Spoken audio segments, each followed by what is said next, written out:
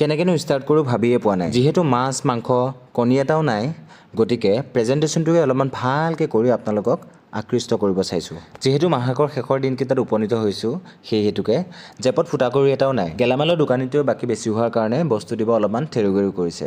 সেই হেতুকে আজি এখনেই অলপ ভালকৈ বনাম বুলি ভাবিছোঁ।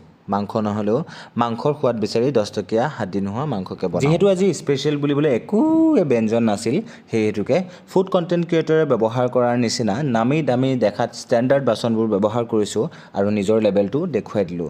কিনিব যদি বাকী আছে কেৱল মাত্ৰ দীঘল দীঘল গল্ডেন কালাৰৰ চামুচবোৰ। বাৰু যি কি নহওক, চয়াবিনখিনি ভাজা হোৱাৰ পিছত এতিয়া একেখন কেৰাহীতে এহেটা তেল আৰু 1 চামুচ বাটাৰ দিছোঁ আৰু অৰ্থ নোহোৱা তেজপাত লগতে লং ইলাচি ডালচেনি দি কাটি থৈ দিয়া পিঁয়াজখিনিও দি দিছোঁ। অলপমান ভালকৈ ভাজি আদা নহৰু পেষ্ট অলপো দি দিছোঁ। এতিয়া যিহেতু কাজু বাদাম কিনিব অকাত নাই, সেই হেতুকে নৰ্মেল ভাজা বাদাম 2টা বিলাহী আৰু কেঁচা জলকীয়াৰ পেষ্ট বনাই দি দিছোঁ। লগতে বনাই থৈ দিয়া গোটা মছলা গুড়ি 1 চামুচ, অলপমান হালধি আৰু কিঞ্চিত কাশ্মীৰী ৰেড চিলি দি ভালকৈ ভাজিব দিম। আৰু এহাতে মোৰ পৰাই লগা কুকাৰটোত ভাতকেইটা পাতি দিলোঁ। 8-10 মিনিটৰ পিছত এতিয়া ইয়াতে এড কৰিম ঘৰৰ পৰা মায়ে দি পঠোৱা অলপমান দৈ আৰু ভালকৈ মিক্স কৰি কম জুইত অলপমান সময় আকৌ ভাজিবলৈ দিম।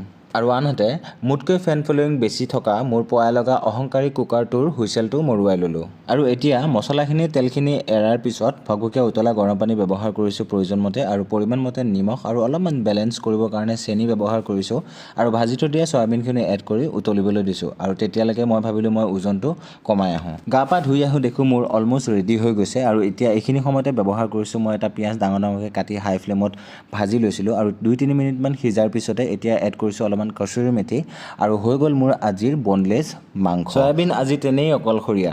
সাৰথি হিচাপে আছিল মাত্ৰ 1 পিচ লেলপি যোৱা নেমু। দেখি বেয়া লাগিছে, কিন্তু খাবলৈ বহুত বেছি আল্টিমেট হৈছে। আপোনালোকেও এনেকৈ বনাই খাই চাব আৰু কমেণ্ট কৰি জনাবলৈ নাপাহৰিব।